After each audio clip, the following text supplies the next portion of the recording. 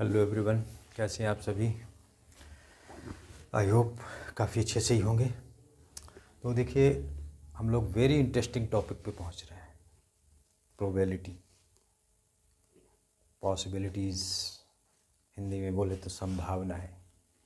तो ये एक बहुत ही सिंपल चैप्टर है, बशर्ते इसको आपको समझ लेना है ये है क्या। प्रोबेबिलिटी संभावना है। संभावना मतलब पॉसिबिलिटीज़ हैं, कैसी हैं, किसी एक्सपेरिमेंट से क्या आउटकम्स हमको मिल सकते हैं। तो सबसे पहले हमको ये समझना है, वैसे तो अभी वीडियोस मैंने क्लास 12th के अपलोड किए थे, लेकिन क्लास 11th को लेना ज़रूरी इसलिए था क्योंकि प्रोबेबिलिटी को समझने के लिए आपको स्टार्टिंग से चलना पड़ेगा। अगर हो सकता है आपने ना पढ़ी हो, या हो सकता है आपको दिमाग से मिसप्लेस हो रही हो, लास्ट टाइम है एग्ज़ाम के नियर अबाउट हम लोग पहुँच रहे हैं। तो इसको समझने के लिए सबसे पहले हम क्लास 11th में चलते हैं। आपको पूरा रिकॉल हो जाएगा, आपने लगाई होगी तो रिकॉल हो जाएगा, नहीं लगाई होगी तो आप समझ लीजिएगा। ज़्यादा कोई दिक्कत नहीं है, केवल आपको समझना है थोड़ा सा इसमें क्या क्या टर्म्स हैं। इसकी टर्मिनोलॉजी बहुत ज़रूरी समझना कि टर्म्स क्या होते हैं, उनकी डेफिनीशंस क्या हैं। अगर ये आपको समझ में आता है तो आप बड़े आराम से समझ लेंगे इस टॉपिक को। तो सबसे पहले हमको प्रोबेबिलिटी में देखना है कि रैंडम एक्सपेरिमेंट क्या होता है। रैंडम एक्सपेरिमेंट हम सभी जब खेलते हैं तो ये बच्चों के खेल हैं, डाइस का है, कॉइन्स का है, प्लेइंग कार्ड्स हैं, ये सब रैंडम हैं। आप देखते हैं कि आपने डाइस को थ्रो किया, कोई भी नंबर आ सकता है। आपने कॉइन को थ्रो किया, कोई भी नंबर आ सकता है, हेड आ सकता है, टेल आ सकता है। आप प्लेइंग कार्ड्स खेल रहे हैं तो उसमें king, queen, jack, ace and other cards कोई भी किसी के पास डिस्ट्रीब्यूट हो सकते हैं। आपको कुछ नहीं मालूम, हमको कुछ नहीं मालूम है उसके बारे में। तो यही समझना है इसमें। An experiment is called random experiment. Random माने अचानक। If it satisfies the following to conditions. दो कंडीशंस इसमें समझनी है। क्या है? Number 1, it has more than one possible outcome. उसमें एक से ज़्यादा आउटकम होने चाहिए। जैसे हम कॉइन को उछालते हैं, उसमें हेड या टेल हो सकता है। डाइस को उछालते हैं, 6 आउटकम्स हैं। प्लेइंग कार्ड्स है, उसमें 52 कार्ड्स है, उसमें 2 निकाल रहे हैं, 3 निकाल रहे हैं। And number 2, it is not possible to predict the outcome in advance. Advance में हम नहीं कह सकते। आपने बचपन में लूडो खेला होगा। लूडो में जब हम लोग खेलते हैं तो उस ब्लॉक से बाहर निकलने के लिए 6 या 1 चाहिए होता है। तो जब हम लोग डाइस को थ्रो करते हैं तो बच्चे चिल्लाते हैं 6 6 6 या 1 1 1। तो अगर आ जाता है तो बहुत खुश होते हैं, क्योंकि वो रैंडम है। लोगों ने मालूम नहीं है लेकिन कोशिश कर रहे हैं कि हमको 6 मिल जाए, तो वो रैंडम है। तो उसको हम प्रेडिक्ट नहीं कर सकते, उसकी भविष्यवाणी हम नहीं कर सकते हैं। तो ये 2 कंडीशंस हैं। और सबसे पहले एक्सपेरिमेंट कोई भी आप परफॉर्म करने जा रहे हैं, प्रोबेबिलिटी में चलने जा रहे हैं, तो सबसे पहले हमको समझना है सैंपल स्पेस। सैंपल स्पेस क्या है? पहले डेफिनेशन देखते हैं, फिर उसके एनालिसिस पे चलते हैं। A possible result of a random experiment. Possible result, आपने कॉइन को थ्रो किया तो हेड आ सकता है, टेल आ सकता है। 2 कॉइन थ्रो किए तो दोनों पे हेड, पहले पे हेड दूसरे पे टेल, या पहले पे टेल दूसरे पे हेड, या दोनों पे टेल। इस तरीके से पॉसिबल आउटकम हो सकते हैं। तो possible result of a random experiment is called its outcome. यानी जो रैंडम रिजल्ट हमको मिलने वाला है वो पॉसिबल आउटकम है। और फिर क्या कह रहा है?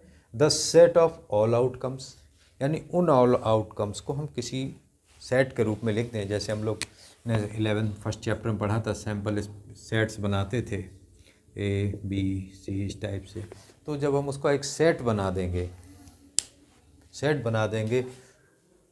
Outcome random experiment is called its sample space. तो सैंपल स्पेस इसको बोलेंगे। यानी आपको किसी भी एक्सपेरिमेंट को बहुत अच्छे से समझना है। डिनोटेड बाई S, इसको S से इंडिकेट करते हैं। और each element of sample space is called sample point. और उसमें जितने भी एलिमेंट्स हैं उसको सैंपल पॉइंट के नाम से जानते हैं। तो मुख्य चीज़ क्या है? अगर प्रोबेबिलिटी आपने बिल्कुल नहीं पढ़ी है तो आप बिल्कुल शुरू से आप इस वीडियो को देखिएगा, आपको सारी कहानी समझ में आ जाएगी। डिस्कशन पूरा आप 12th में भी वेरी इजीली चलेंगे। और जब भी हम 12th के बच्चों को बताते हैं सबसे पहले मुझे 11th पे डिस्कस करना ही होता है, क्योंकि बहुत सी चीज़ें भूल जाती हैं। रिकॉल कुछ बच्चों ने प्रोबेबिलिटी नहीं की होती है, या कुछ बच्चों को समझ में ही नहीं आती कि है क्या। तो शुरुआत इसकी क्या है, आपने डेफिनीशन को देख लिया कि एक रैंडम एक्सपेरिमेंट है। रैंडम एक्सपेरिमेंट के आउटकम्स को हमें एक सेट के रूप में लिखना है, तो वो सैम्पल स्पेस है। अब कुछ भी हो सकता है, आपके सामने एक्सपेरिमेंट हो सकता है, कहते pair of coin is tossed, 3 coins are tossed, and हो सकता है बोल दे कि 1 coin is tossed and then a dice is rolled, कुछ भी। ये हमारे आसपास के एटमॉस्फेयर से, ये गेम ऑफ गैम्बलर है, और वहीं से ये ब्रांच निकली हुई है मैथमेटिक्स की प्रोबेबिलिटी के नाम से। और अगर इसमें आपने अंडरस्टैंडिंग इसकी डेवलप नहीं की तो आप नहीं कर पाएंगे। आपको हर सवाल अलग अलग नज़र आएगा, और आपने शुरुआत समझ ली, मेरा डिस्कशन शुरुआत का समझ लिया, तो आपको बहुत आसानी होगी। सवाल तो आप ओरली लिखते चलें, 10-15 मिनट में हो जाते हैं, कोई दिक्कत नहीं होती। तो सबसे पहले हमको समझना है कि वो एक्सपेरिमेंट किया क्या जा रहा है।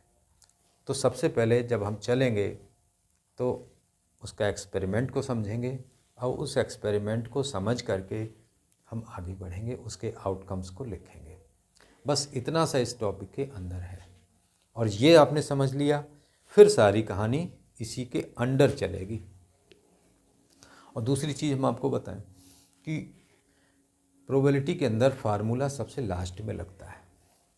आपको सारी चीज़ें सबसे पहले डेवलप करनी होती हैं कि क्या क्या चीज़ों की हमको ज़रूरत पड़ेगी, तो वो सारी चीज़ें पहले से डिस्कस की जाएंगी, और जब वो डिस्कशन में हमारे सामने आ जाएंगी तब हम उसका फार्मूला यूज़ कर पाएंगे, अदरवाइज़ नहीं कर सकते।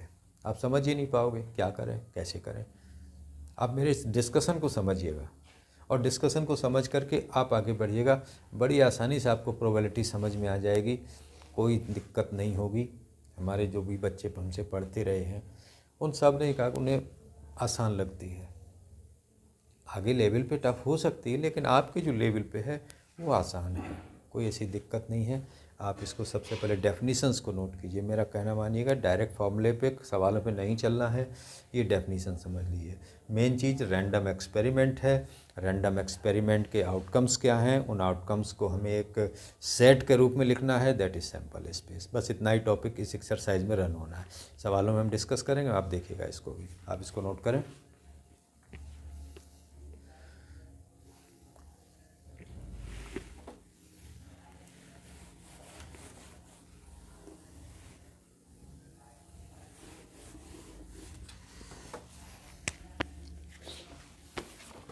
देखिए सीधी एक्सरसाइज आ रही है और कुछ नहीं इसमें। थोड़ा सा हम इसमें एक डिस्कशन और लेंगे, उसके बाद हम रन करते हैं इसमें। ये आप आउटकम नोट कर लीजिएगा। सबसे पहले 1 कॉइन को अगर हम टॉस करते हैं तो HT, 2 आउटकम आते हैं, ये 2 रेज्ड 1 क्यों लिखा अभी आप अगले स्टेप में समझ लेंगे। 2 कॉइन्स हैं तो HH, HT, TH, TT। लिखने का तरीका देखिएगा, इन दोनों पे आप शुरू में H लगा दिए तो HH, HT हो गया, फिर T लगा दिए तो TH, TT हो गया। ये 4 आउटकम्स हैं, ये 2 स्क्वायर हो गया। देखिएगा 2 सभी में सेम है, नंबर ऑफ कॉइन पावर में आ जाएगा। 3 coins HHH, HHT, HTH, HTT। पहले इन पे सभी पे H लगा दीजिए, उसके बाद T लगा दीजिए, THH, THT, TTH, TTT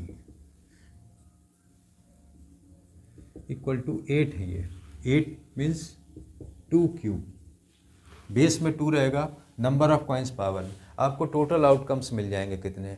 फिर इनको लिखने का एक तरीका और है, आप उसको देखिएगा कि आपके पास कितने कॉइन हैं, 3 कॉइन्स, तो 3 कॉलम बनाइए। जब 3 कॉलम बन जाएंगे, अब हमारे पास में टोटल आउटकम्स कितने हैं, 8। तो 8 के आधे H यानी 4H लिखिए आप, HHH। फिर 4 टाइम्स T लिखिए, फिर उसके बाद में 4 के हाफ कितने हुए 2, फिर डबल एच लिखिए, फिर डबल टी लिखिए, फिर डबल एच लिखिए, फिर डबल टी लिखिए।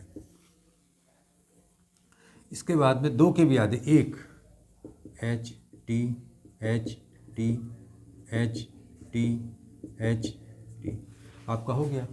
अब देख ली एच, अब इसको हॉरिजॉन्टल लिखना है आपको, मिला लीजिए यहाँ से, ये मेथड है। इस तरीके से आप किसी भी, कितने भी नंबर ऑफ कॉइन्स हो, जो भी है, अभी हम 4 का और आपको लिख करके दिखा देंगे, आपको सारी कहानी समझ में आ जाएगी कि कॉइन्स के आउटकम्स 3 तक तो हम याद रख सकते हैं, 4 में दिक्कत है, 5 में दिक्कत है, वैसे ज़रूरत नहीं पड़ेगी, लेकिन 4 की पड़ेगी। आप इसको नोट करें, उसके बाद हम आगे बात करते हैं इसमें।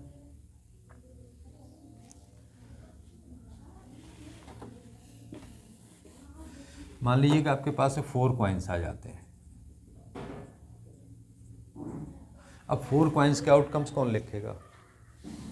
या तो आप ये याद रख करके सब पे एच पहले लगाएं, फिर टी लगाएं, लेकिन आपको कुछ नहीं याद रखना। 4 कॉइन्स हैं तो आप इसके टोटल आउटकम्स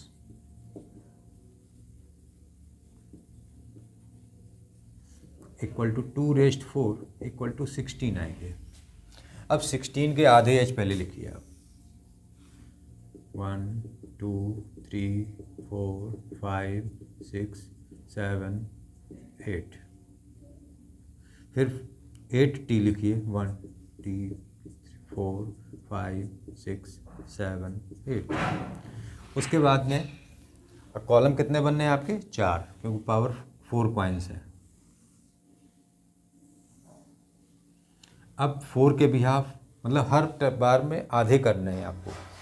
4h लिखिए, 1 2 3 4, 1 2 3, फिर 4t, फिर 4h लिखिए, फिर 4t लिखिए। अब 4 के भी हाफ यानी 2, double H double T double H double T, फिर डबल एच, फिर डबल टी, फिर डबल एच, फिर डबल टी, फिर 2 के भी आधे यानी 1 H T H T H T H T H T H T H T H T, हो गया आपका। तो इस तरीके से आप अब इसको हॉरिजॉन्टल नोट कर लीजिए इस तरीके से, H H H H H H T H H T H H H T T, इस तरीके से आप सारे नोट कर लीजिए। सारे आउटकम्स आपके सामने आ गए। याद नहीं रख सकते आप, इनको भूल जाएंगे, कहीं ना कहीं आगे पीछे ऊपर नीचे करेंगे और फिर कहीं कौन सा रह गया कौन सा नहीं रह गया। तो आप एक सिस्टमेटिक वे सीखिए। सबसे पहले नंबर ऑफ आउटकम्स देखिए, 4 कॉइन्स है तो 2 पावर 4 यानी 16 हो गए। 16 के आधे एच और आधे टी यानी 8h लिखिए, फिर 8t, फिर 8 के आधे 4, 4h 4t लिखिए, फिर 4h, फिर 4t लिखिए, फिर 4 के भी half 2, double H double T double H double T लिखिए, फिर 2 के भी half 1 H T H T H T. इस तरीके से आप लिखिए इसको, आप इसको नोट करें।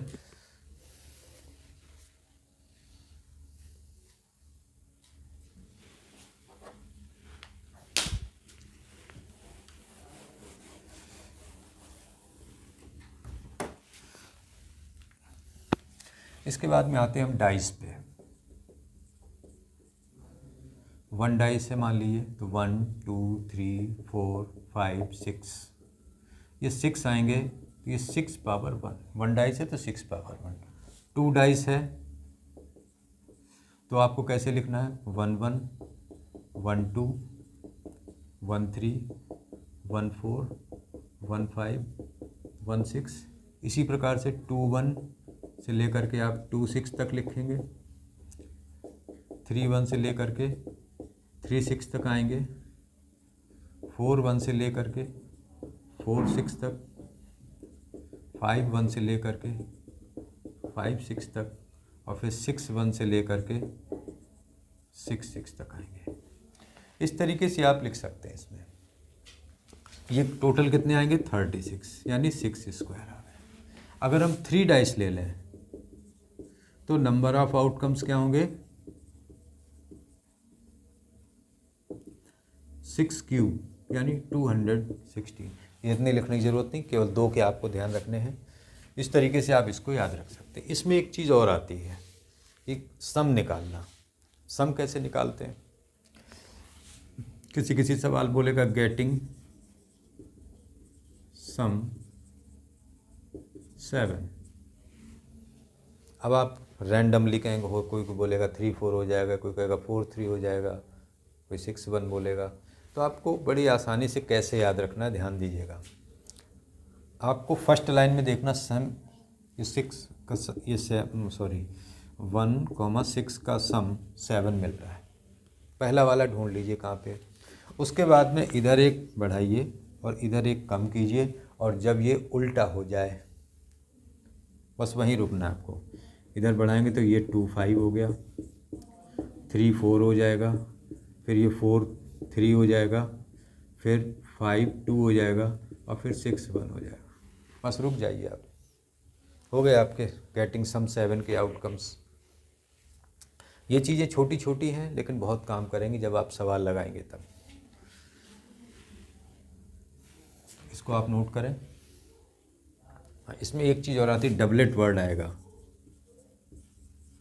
डबलेट का मतलब हो गया कि दोनों डाइस पे सेम नंबर 1 1 2 2 3 3 3 4 4 5 5 एंड 6 6। तो ये आपको धीरे धीरे जैसे जैसे आप समझते जाएंगे वैसे वैसे आप ही पे होती जाएगी। आप इसको नोट कर लें।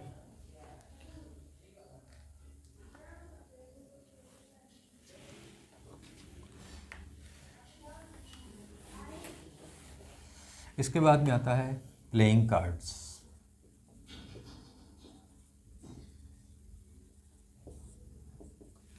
प्लेइंग कार्ड्स को समझना चाहिए, क्योंकि अगर ये नहीं समझ में आया तो प्रोबेबिलिटी में आपको बहुत प्रॉब्लम आएगी। बहुत आसान है, आप एनालिसिस समझिए। प्रोबेबिलिटी अभी देखिए हम एक्सरसाइज पे पहुँचे भी नहीं, एनालिसिस में काफ़ी टाइम जाता है हमारा।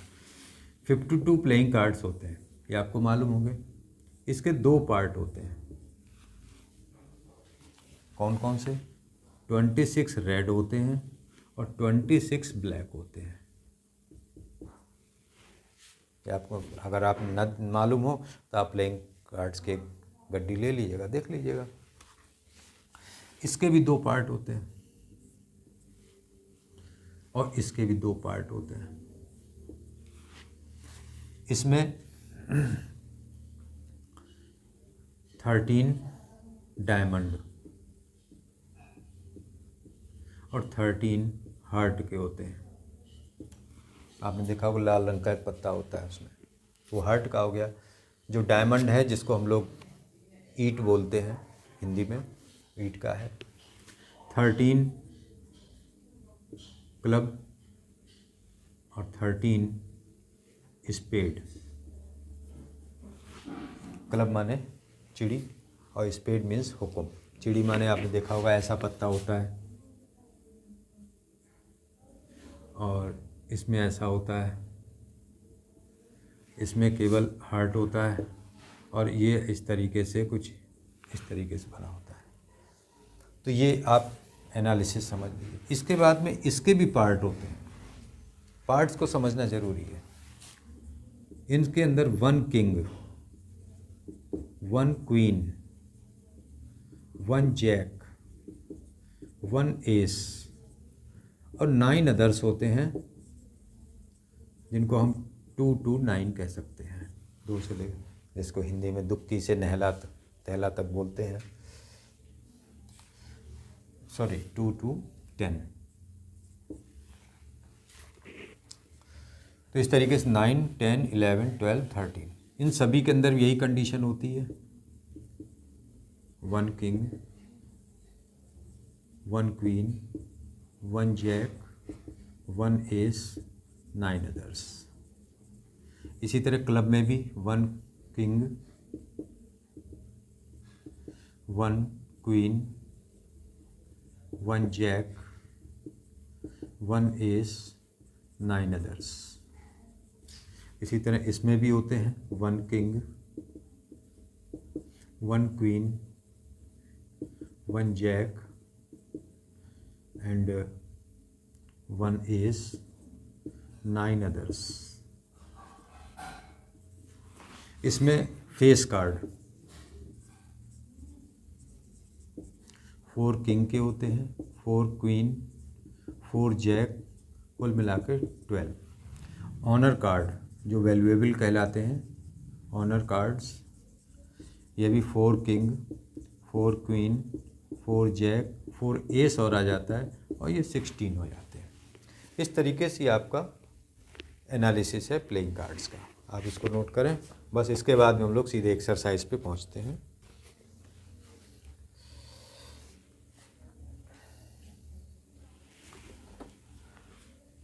ये चीज़ें याद रखना बहुत ज़रूरी है, और फिर आप एक्सरसाइज को देखिएगा कैसी आसानी से चलती है। क्वेश्चन नंबर 1 है आपके सामने। ए कॉइन इज टॉस्ड 3 टाइम्स। तो सबसे पहले आप करना क्या होता है सवाल में, उसको हम समझते हैं। तो जो एक्सपेरिमेंट परफॉर्म किया जा रहा है उसको लिखने हैं, एस से इंडिकेट करेंगे, यहाँ लिखेंगे ए कॉइन इज टॉस्ड 3 टाइम्स। तो अब कॉइन को एच एच, अब आपने पहले देख ही लिया है, H H T, H T H, H T T, T H H, T H T, T T H, T T T, कुल मिला के इनकी काउंटिंग लिखते हैं एन एस करके 8। बस इतना सा ये सवाल है। इसी टाइप से इन्होंने दिया है, इस डाई इज थ्रोन 2 टाइम्स, मैंने आपको दिखा दिए 2 टाइम्स के। थर्ड में कॉइन इज टॉस्ड 4 टाइम्स। देखिए उस मेथड को लगाएंगे, आप लिख लेंगे आसानी से, पहले ही मैंने डिस्कस किया हुआ है। सारे सवाल ओरल आपको समझते चले आ जाएंगे। क्वेश्चन नंबर 4 देखिएगा। As a coin is tossed and die is thrown. किसी भी एक्सपेरिमेंट का हमको सैंपल स्पेस की जो थ्योरी है वो लिखनी पड़ेगी। A coin is tossed and a die is thrown। अब इसके आउटकम्स को समझते हैं। अगर हमने सबसे पहले क्या किया, डाई कॉइन को थ्रो किया, तो एच हो सकता है और टी हो सकता है, ठीक है। अगर एच आ गया तो डाई को थ्रो करना है, टी आ गया तो भी डाई को थ्रो करना है। तो डाई को थ्रो करने पे 1 2 3 4 5 6 मिलेंगे। अगर इसके साथ थ्रो किया 1 2 3 4 5 6 ये मिलेंगे आपको। कैसे लिखना है आपको, H1,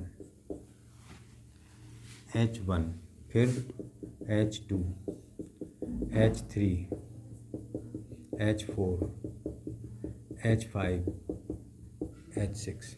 इसी तरह से T1, T2, T3, T4, T5 and T6।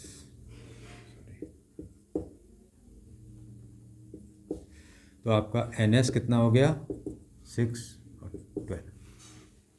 ये इसको ट्री डायग्राम बोलते हैं। तो देखिए सबसे पहले क्या कहा, एक कॉइन को टॉस किया तो हेड भी आ सकता है, टेल भी आ सकता है। अगर हेड आया तो कॉइन टॉस होगा, तो 1 2 3 4 5 6 में से कोई नंबर आएगा। तो देखिए ना, प्रेडिक्ट नहीं है, इसलिए हमको सारे केसेस लिखने हैं। टेल आ गया तो भी डाइस को थ्रो करना है, तो 1 2 3 4 5 6 आ जाएगा। आप इसको नोट करें।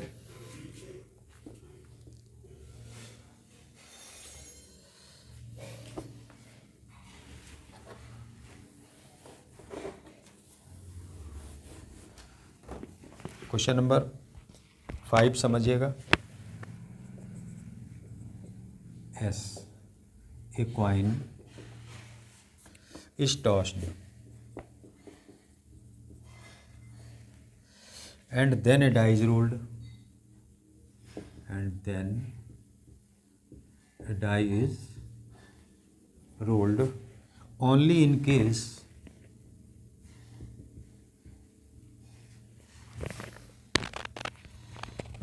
a head is shown। A head is shown on the coin. क्या कह रहे हैं, कॉइन को टॉस किया और फिर डाई को रोल करना है, लेकिन कब, जब हेड आ जाएगा। टेल आया तो नहीं करना है। अब इसका ट्री डायग्राम देखिएगा, हेड भी हो सकता है, टेल भी हो सकता है। हेड आया तो आप डाइस को रोल करेंगे 1 2 3 4 5 6, और टेल पे कुछ नहीं करना है, तो आप टेल पहले लिख दीजिए। फिर H1 H2 H3 H4 H5 H6। तो ये आपका NS कितना हो गया, 7। इस तरीके से आप करेंगे इसको। क्वेश्चन नंबर 6 है, 2 boys and 2 girls are in room X and 1 boy and 1 girl in room Y. Specify the sample space for the experiment in which a room is selected and then a person. ध्यान दीजिएगा, आपके पास में ये एक room X है, एक room ये Y है। इसमें 2 boys B1 B2, 2 girls G1 G2। इसमें 1 बॉय है तो B1 एंड 3 गर्ल्स हैं, 3 गर्ल्स G1 G2 G3। ये इस तरीके से फिगर है इसका। अब सैम्पल इसमें आउटकम्स क्या बनेंगे इसके आपके, उनका पहले आप रूम सेलेक्ट करें। तो रूम सेलेक्ट करें तो मान लीजिए आपने रूम X लिया, तो X के साथ B1 भी हो सकता है, X B2 भी हो सकता है, X G1 हो सकता है, X G2 हो सकता है। इसी तरह मान लिया आपने रूम Y सेलेक्ट किया तो Y B1 हो सकता है, Y G1 हो सकता है, Y G2 हो सकता है एंड Y G3 हो सकता है।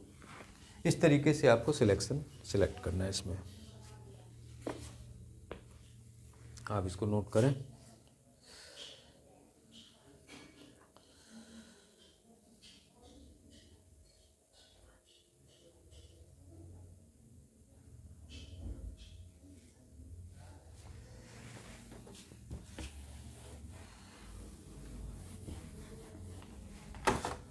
क्वेश्चन नंबर 7 है, एक्सपेरिमेंट आप लिख लेंगे। 1 die of red colour and 1 of white colour, यानी 2 कलर के, red and white, and 1 of blue colour. 3 dice हैं इसमें। In bag 1 die selected at random, ध्यान दीजिए 1 die selected at random and rolled, और रोल किया गया।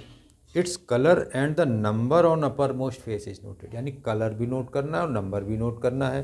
तो सैम्पल स्पेस क्या होगा, लैंग्वेज आपको यही लिखनी है, तीनों रंग के डाइस मेंशन करने हैं और उसकी कंडीशन। तो आउटकम क्या बना, मान लीजिए आपने R ले लिया, रेड आ गया, तो R1 R2 R3 R4 R5 R6। Blue आ गया तो B1 B2 B3 B4 B5 B6। White आ गया तो W1 W2 W3 W4 W5 W6। Experiment की कंडीशन को समझिए, पढ़िए सवाल को, एक बार नहीं आ रहा 2 बार पढ़ लीजिए, आंसर पे कम जाइएगा। सबसे पहले थ्योरी इसकी कई बार। क्वेश्चन नंबर 8 में देखते हैं, an experiment consist of recording boy girl composition of families with 2 children. उसमें 2 बच्चे हैं। What is the sample space if we are interested in knowing whether it is a boy और a girl. Sample space की theory लिखेंगे, 2 children in family. तो ये आपका क्या आ जाएंगे। अब 2 चिल्ड्रन किस टाइप से हो सकते हैं, हो सकता है दोनों लड़के हों, हो सकता है पहला लड़का दूसरी लड़की हो हो सकता है पहली लड़की दूसरा लड़का हो या दोनों लड़कियां हों। देखिए क्या बनेगा, B1 B2, first boy second boy, first boy second girl, या फर्स्ट गर्ल सेकंड बॉय, या बोथ गर्ल। ये फर्स्ट पार्ट का हो गया। सेकंड पार्ट में एस, ये कह रहे हैं कि what is the sample space if you are interested in the number of girls in a family. Number of girls यहाँ लिख देंगे, number of girls in family. Number of girls, अगर दोनों बॉयज़ हो गए तो 0, ये केस बन गया तो 1 बॉय, ये केस बन गया तो 1 गर्ल, ये 2 गर्ल। इस तरीके से हो जाएगा। सिंपल है, समझना है केवल। आप इसको नोट कर लें।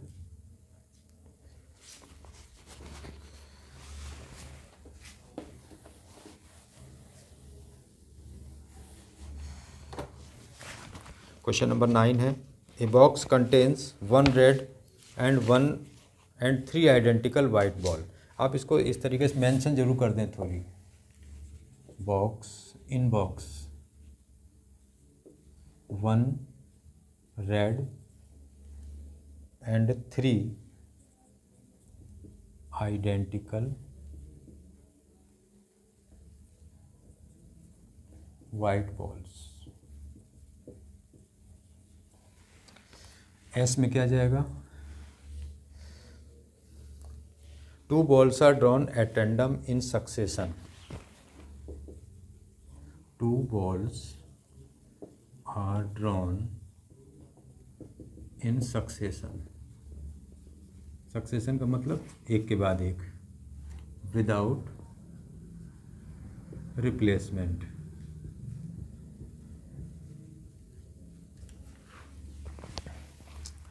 यानी आपको 2 बॉल निकालनी है, लेकिन वो भी बिना रिप्लेस किए हुए। तो आप ध्यान से देखिएगा इसमें, अगर आपकी पहले रेड आ गई तो दूसरी रेड नहीं हो सकती, क्योंकि विदाउट रिप्लेसमेंट का केस है और एक ही बॉल है हमारे पास में रेड, तो दूसरी बॉल रेड होगी, वाइट होगी, सॉरी। ठीक है, मान लीजिए आपने ड्रॉ किया, वाइट आ गई। सेकंड ड्रॉ किया, हो सकता है रेड आ जाए। यहाँ पे नंबर नहीं डालें क्योंकि आइडेंटिकल है, कोई उसमें डिफरेंस नहीं है। आपने हो सकता है दूसरा ड्रॉ करें, पहले वाइट आई और दोबारा में भी वाइट आ गई, बस ये केस बनेंगे। इन पे नंबर्स नहीं पड़ेंगे क्योंकि ये आइडेंटिकल हैं। क्वेश्चन नंबर 10 है, An experiment consists of tossing a coin and then throwing it second time. Coin को टॉस किया और फिर उसको दोबारा टॉस कर दिया।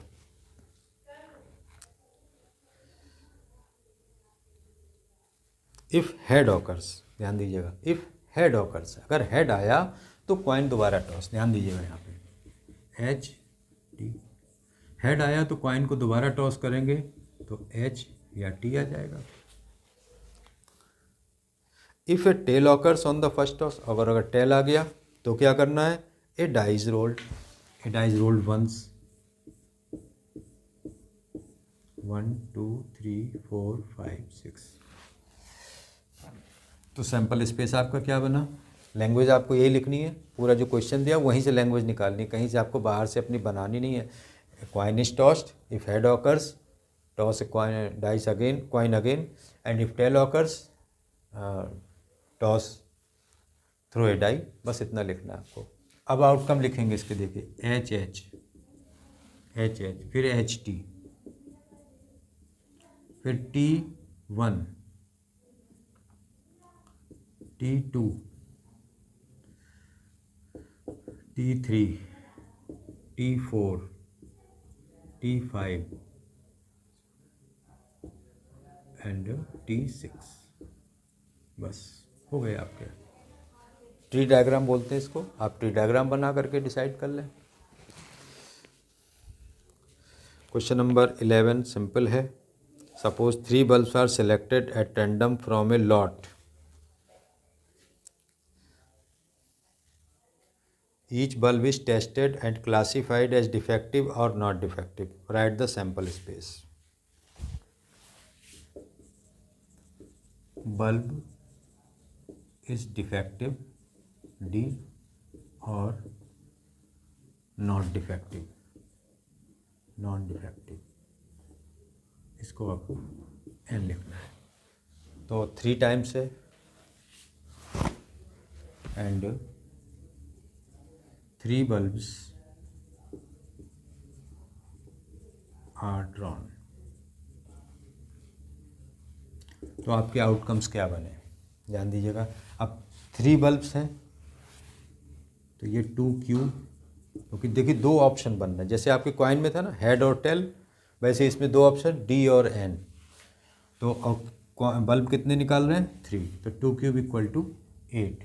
आप इसको रफली यहाँ पे बना लें, D D D D N N N N, फिर हाफ लिखेंगे इसके D D N N D D N N, फिर हाफ लिखते हैं इसके D N D N D N D N। इतनी फास्ट कोई लिख नहीं पाएगा उसको। अब आप लिख दीजिए D D D D D N D N D D N N। उसके बाद में आप N वाले लिख लें N D D N D N N N D N N N। हो गए आपके। ये मेथड बहुत सिंपल है, आसानी से आप इसको लिख सकते। कितने भी, बस उसमें आउटकम्स 2 ही होने चाहिए। आप इसको नोट करें।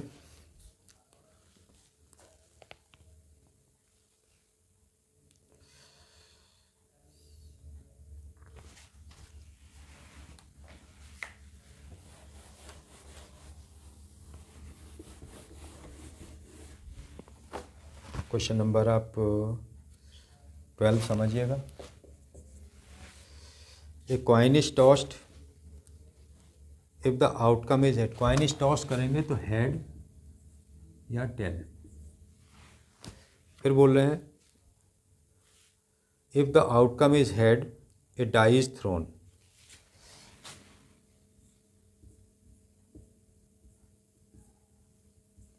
वन 2 3 4 5 6, ठीक है। फिर बोल रहे हैं if the die shows up an even number. Die पे इवन नंबर आया, the die is thrown again.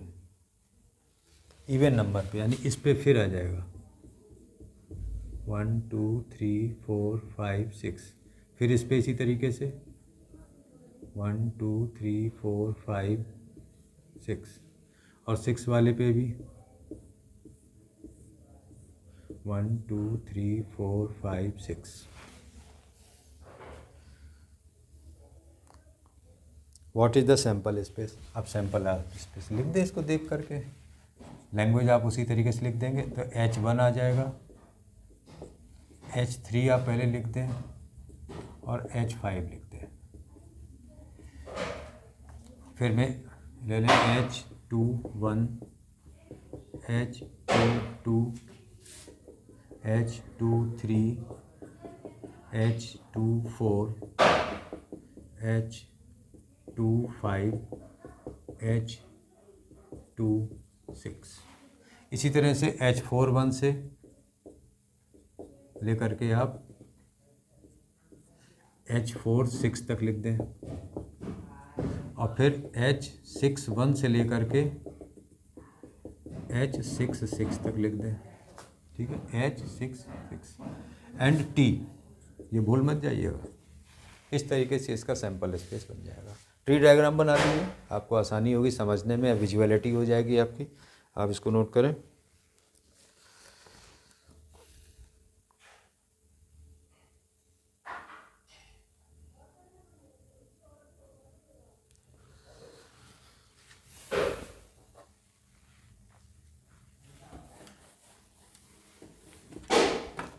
Question number 13 देखिएगा।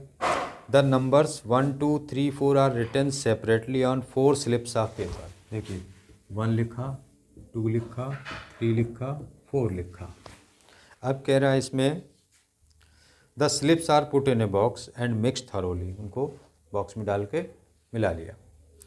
ए person draws 2 slips from the box, 2 slip निकालनी है, one after other without replacement, replacement नहीं करना है। Describe the sample space. मान लीजिए आपकी 1 आ गई, पहले निकाला 1 आया, तो दूसरी स्लिप क्या हो सकती है? 2 हो सकती है, 1 3 भी हो सकती है, 1 4 भी हो सकती है। 1 दोबारा नहीं हो सकती क्योंकि एक स्लिप है और एक ही बार निकालना है, विदाउट रिप्लेसमेंट चल रहा है। मान लीजिए आपकी 2 आ गई, तो 2 1 हो सकता है, 2 3 हो सकता है, 2 4 हो सकता है। 3 वाली निकल आई तो 3 1 हो सकता है, 3 2 हो सकता है, 3 4 हो सकता है। 4 आ गई तो 4 1, 4 2, 4 3 हो सकता है। लैंग्वेज थोड़ा आप लोग बुक से ही लिखिएगा, थोड़ा वीडियो नहीं तो बहुत लंबा हो जाएगा। बस सैम्पल स्पेस हो गया इसका। तो लैंग्वेज को समझिए, उसके अकॉर्डिंग एक एक स्टेप चलिए, बहुत धीरे धीरे चलिए। इस पे आप बहुत काम कर लीजिएगा, फिर आपको देखिएगा कैसे नेक्स्ट एक्सरसाइज समझ में आती है, उसके बाद वाली भी कैसे समझ में आ जाएगी बड़ी आसानी से।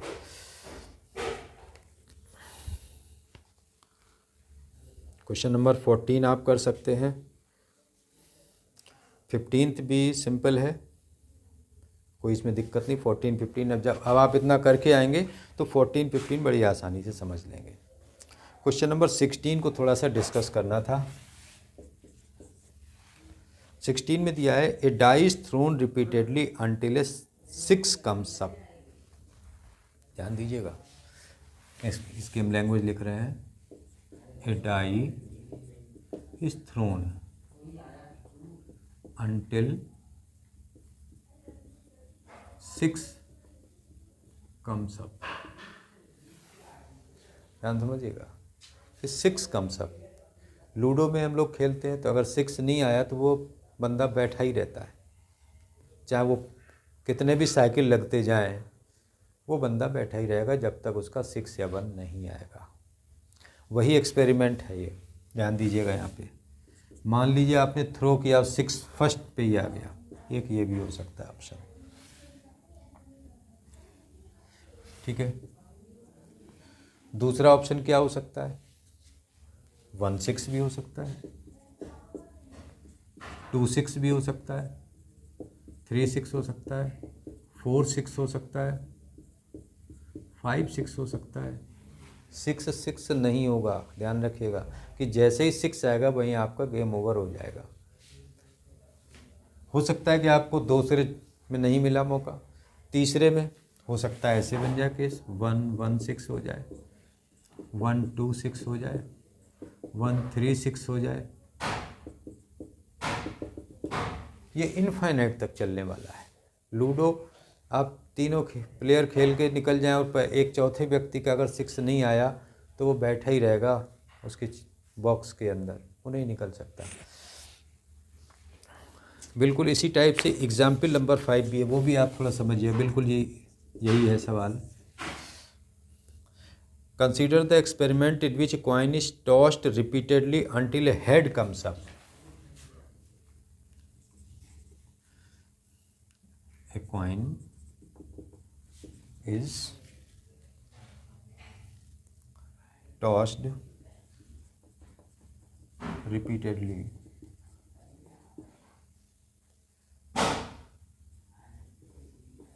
until a head comes up.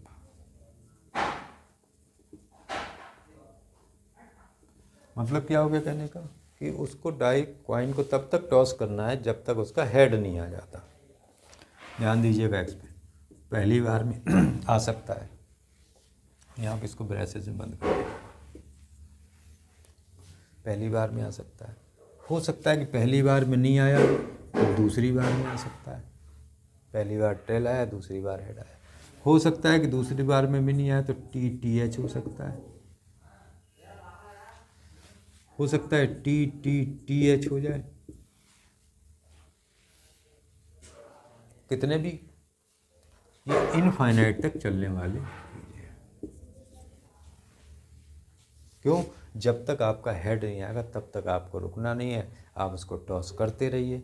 Ludo के गेम में यही होता है, या सांप सीढ़ी का जो गेम हम लोग खेलते हैं उसमें भी यही केस होता है। उसमें आपके पास, आपने थ्रो किया, आपका 6 नहीं आ रहा है, आप बैठे रहो। हो सकता है एक प्लेयर पूरा गेम खेल जाए, दूसरा प्लेयर पूरा गेम खेल जाए, जी विनर हो जाए, आपका 6 नहीं आया तो आप वहीं किनारे ही बैठे रहेंगे। वही चीज़ ये है कि आपका हेड आ गया तो गेम ओवर हो रहा है आपका। पहली बार में नहीं आया, दूसरी बार में, यही होता है लूडो में कि पहली बार में नहीं आया, चलो दूसरी बार में ट्राई करेंगे, दूसरी बार में नहीं आया, तीसरी बार में, तीसरी बार में नहीं आया, चौथी बार में। इस तरीके से आपका गेम चलता है। तो ये आपकी 16.1 एक्सरसाइज पे डिस्कशन था। इस सैम्पल स्पेस है, इसको आपको बहुत अच्छे से समझना है। इस पर आप खूब काम कर लीजिए। आप आर डी शर्मा से लगा लें, आर एस अग्रवाल से लगाएं। एनसीईआरटी के 16 क्वेश्चन थे, एक एग्जाम्पल था, ये मैंने डिस्कस किया आपके सामने।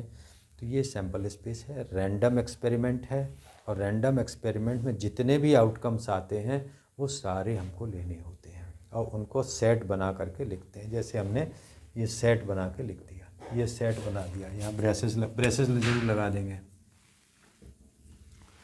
तो इस तरीके से आपके सारे आउटकम्स हो जाते हैं। तो ये आपका चैप्टर है, आपको कैसा लगा कमेंट में ज़रूर बताइएगा। और हम आप साथ साथ हैं, teachers and student are always each with each other. तो इसको देखिए, समझिए, इस पे काम कीजिए, और उसके बाद में हम लोग नेक्स्ट टॉपिक पे चलेंगे। बड़ी आसानी से रन करेंगे जब आप इस पे काम कर लीजिएगा सबसे पहले, और जैसे ये वर्क होगा इवेंट भी समझ में आएगा। नेक्स्ट टॉपिक है एडिशन थ्योरम, और तो वो है, वो भी आसानी से समझ में आ जाएगी। उसके बाद हम लोग 12th वाले टॉपिक में रन कर सकते हैं। आप इस पे काम कीजिए, देखिए आपको मेरा मेथड अच्छा लगा हो तो सब्सक्राइब कीजिए, लाइक कीजिए, शेयर कीजिए, दोस्तों को बताइए, एक दूसरे से डिस्कशन कीजिए। मुझको भी कमेंट बॉक्स में बता दिया कीजिए कभी कभी कि मुझे अच्छा लग रहा है, ख़राब लग रहा है, जो भी हो, गुड बैड। गुड होगा तो प्रोत्साहन मिलता है, और बैड होगा तो इम्प्रूवमेंट करने का मौका मिलेगा। दोनों स्थितियाँ एक्सेप्टेबल हैं। आप मिलते हैं नेक्स्ट वीडियो में। Thanks for watching.